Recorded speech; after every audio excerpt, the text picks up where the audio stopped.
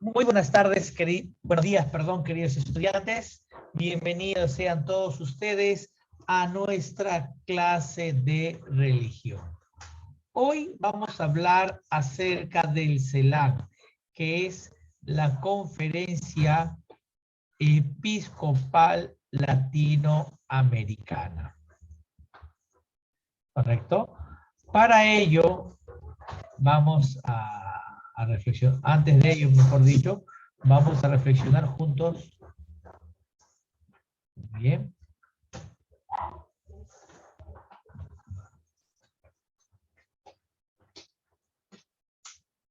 Atentos.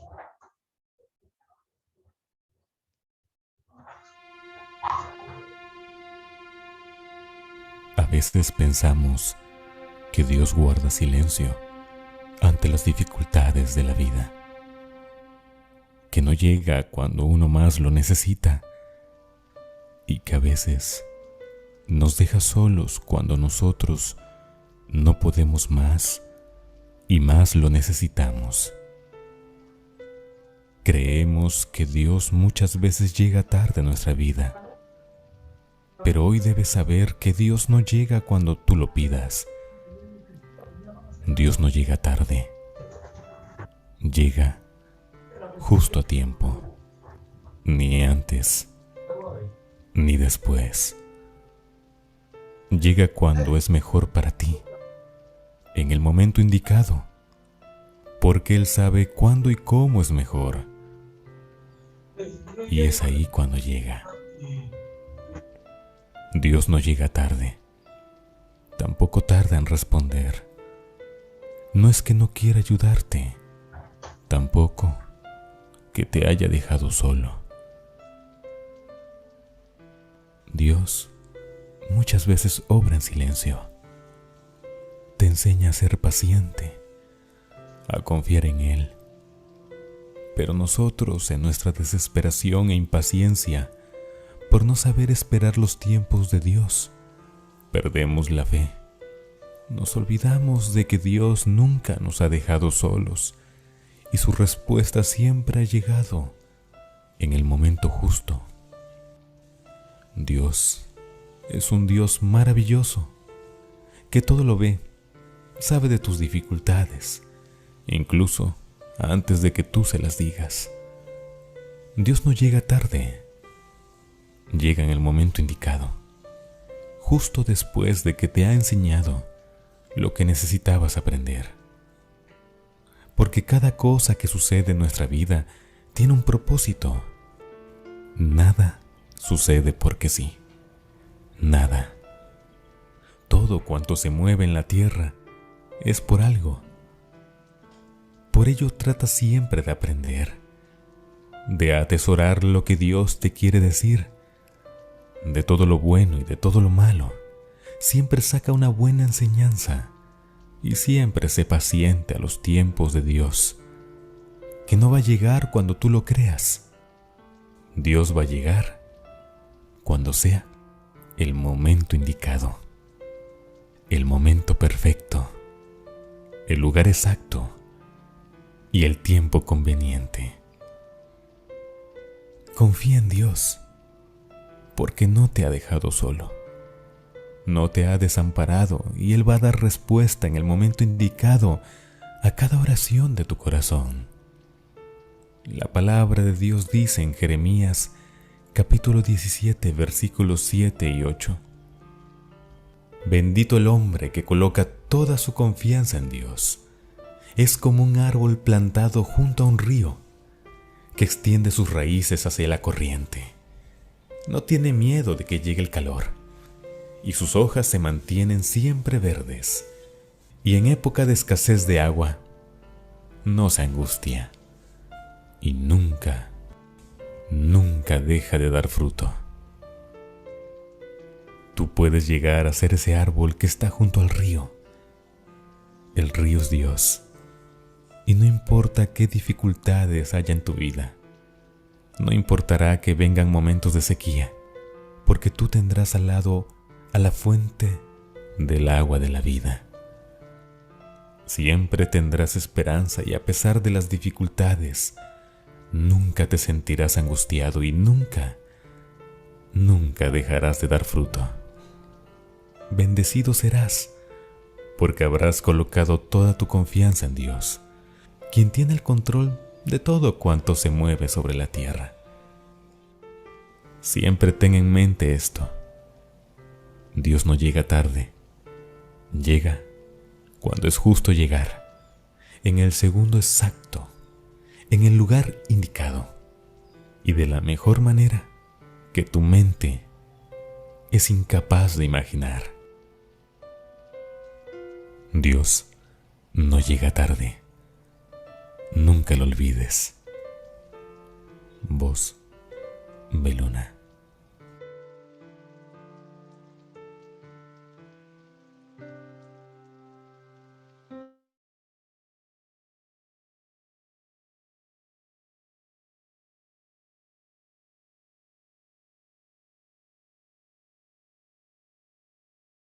Profesor, su audio. Gracias. Como hemos visto en esta reflexión, el tiempo de Dios es un tiempo maravilloso, un tiempo perfecto. Es el hombre, somos tú y yo, que a veces nos llenamos de impaciencia y queremos que todo se resuelva al instante y no esperamos que las cosas sucedan. Ya comienza el día, por ejemplo, y queremos que ya sean las 3 de la tarde para acabar las clases. Y no disfrutamos cada instante de las clases que tenemos, cada momento que compartimos con nuestros compañeros. Ni bien da marzo, ya quiero que sea diciembre, y vivimos adelantando y apresurando las cosas para que pasen y nos olvidamos de lo esencial, de vivir. Dios sabe en qué momento va a aparecer en tu vida y en mi vida. El tema es que no hay que dejar de buscarlo. Hay que orar, hay que perseverar en todo momento para que podamos alcanzar plenamente toda esa gracia bendita de Dios. Muy bien. Hoy vamos a hablar acerca del Selah.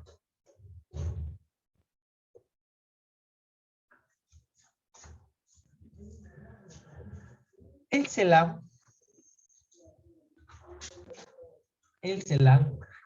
es el Consejo Episcopal Latinoamericano, ¿correcto? Que agrupa a todos los obispos de la Iglesia de Latinoamérica y el Caribe. Profesor, ¿cómo Latinoamérica? Claro, todos los países de América que tienen una lengua descendiente de latín y los países del Caribe, ¿correcto? El CELAC es un organismo de comunión. Muy importante, comunión entre la iglesia y sus pastores. De reflexión, donde analiza la situación que vive la sociedad en América Latina.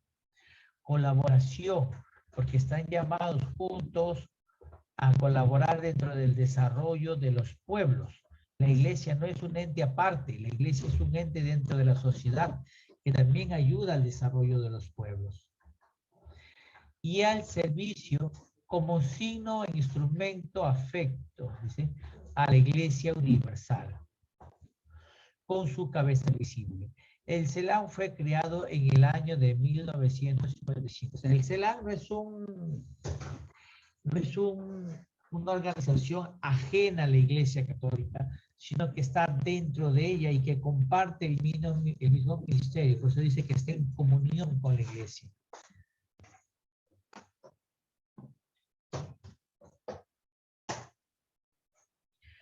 Su origen. El origen de CELAC data a raíz de la primera conferencia episcopal de Río de Janeiro, el 25 de julio de 1955, donde la Iglesia de Latinoamérica se reunió para poder discutir la realidad del pueblo latinoamericano.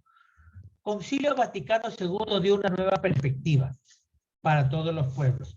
Pero nos damos con la sorpresa, bueno, más que sorpresa, nos damos con la realidad de que lo que vive América Latina es distinto a lo que vive Europa. La sociedad latinoamericana es diferente a la sociedad europea.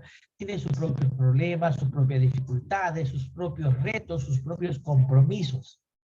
Entonces, En esta reunión de Río de Janeiro se reúnen los obispos y ven la realidad. A ver, en el aspecto político, Europa gozaba, por ejemplo, Europa venía de una Segunda Guerra Mundial, gozaba de países donde se aplicaba una democracia, y en América Latina estábamos viendo algo diferente, dictaduras, gobiernos dictatoriales que reprimían a la población a través de la violencia, a través de la censura.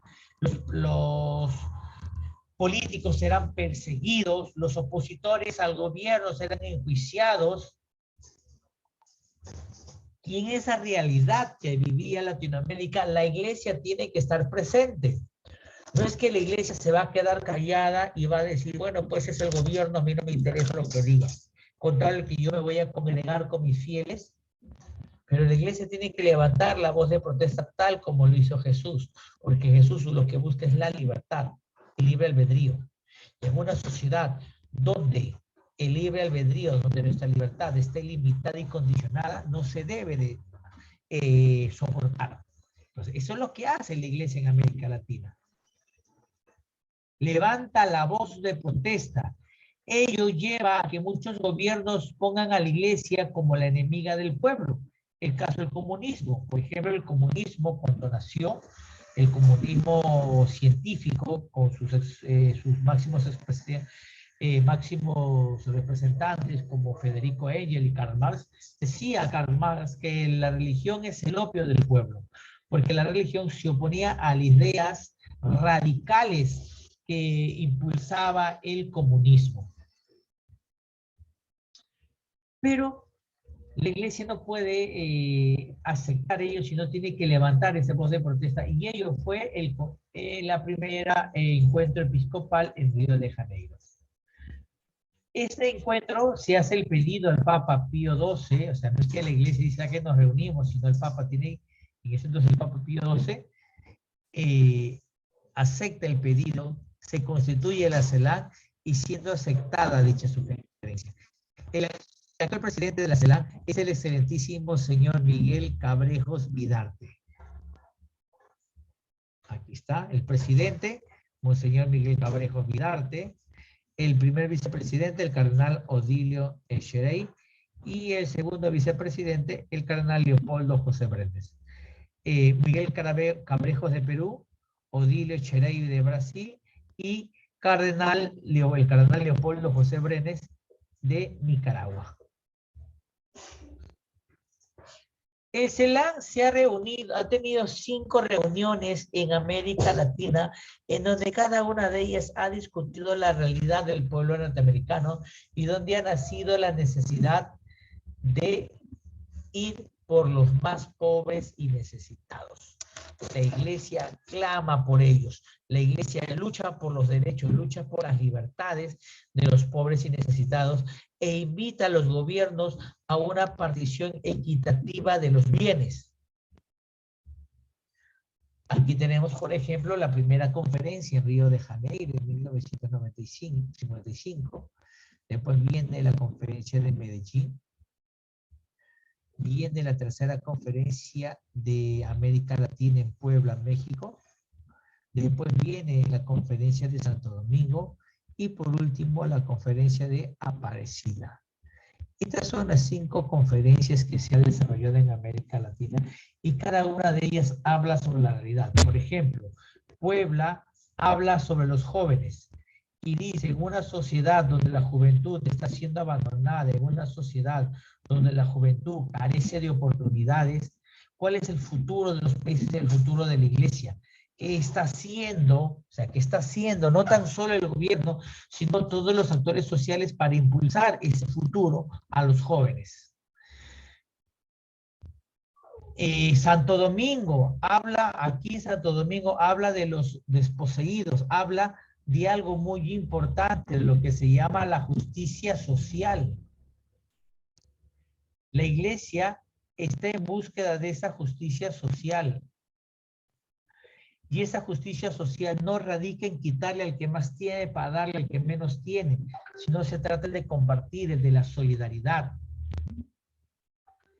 Y que los menos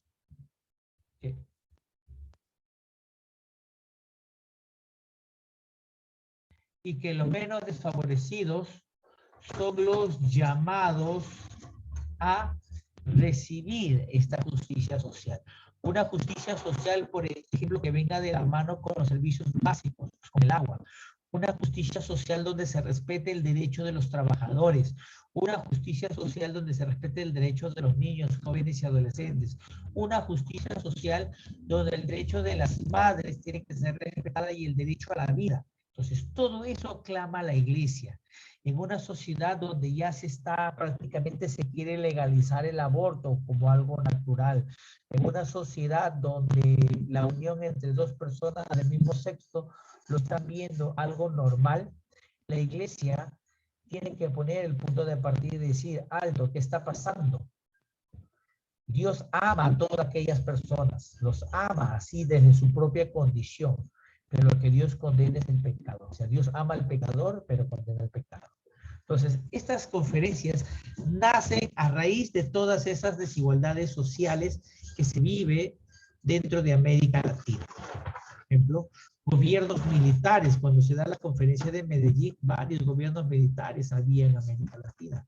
Bermúdez aquí, Videla, Allende, y donde todos esos derechos básicos eran oprimidos. Y la iglesia sale a esa voz de protesta. Muchos sacerdotes fueron perseguidos, asesinados.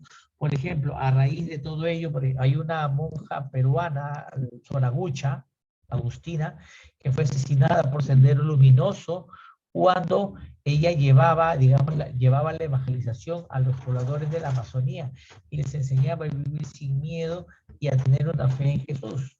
Fue asesinada. Entonces, la iglesia no tan solo es un lugar donde nos sentamos a reunir y donde nos sentimos santos, sino es donde cada uno de nosotros busca por el bien común. Y ese es el mensaje que Jesús nos vino a dar a todo el mundo. ¿No? Muy bien, ¿qué vamos a hacer ahora? Ahora, en este minuto que tenemos, este tiempo que tenemos, vamos a dividirnos todas estas conferencias. El grupo número 1, Río de Janeiro. Sala 2, Medellín. Sala 3, Puebla.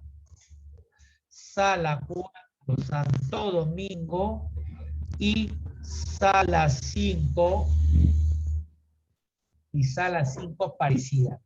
Profesor, ¿qué vamos a hacer? Van a hacer lo siguiente, te lo voy a poner en el chat. Lo primero que tienen que hacer es, bueno, ya sabemos nombre de la conferencia.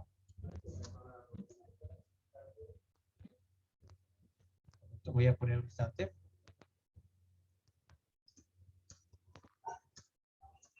Nombre de la conferencia.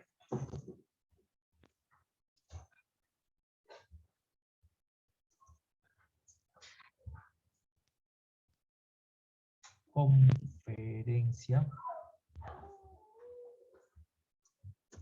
2, año. 3, Papa, que estaba, del Papa, o sea, el Papa que estaba en Roma.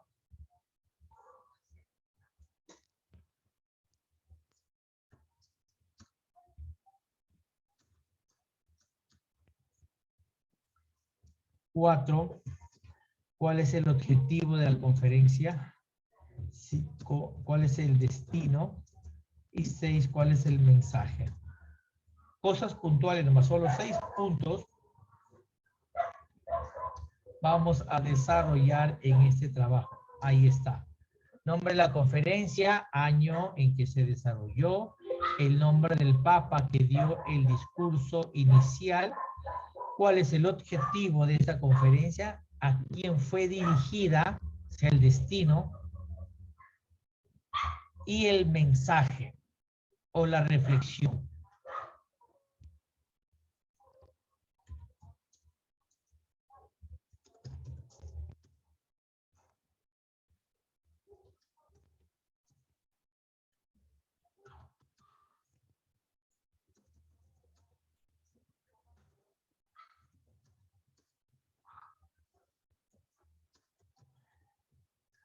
Muy bien.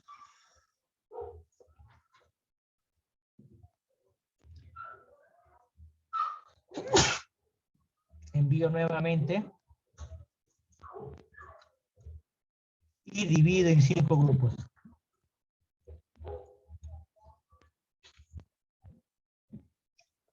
¿Ah? Sale 4 grupos por aula, perdón, 4 participantes por grupo.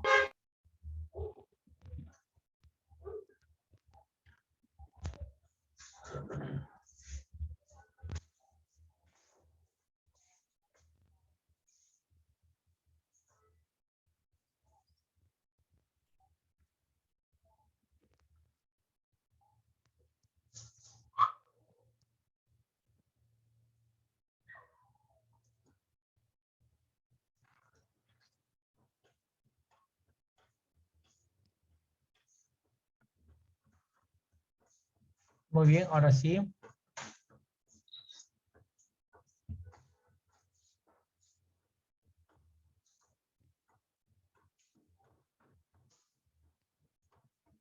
Iniciamos.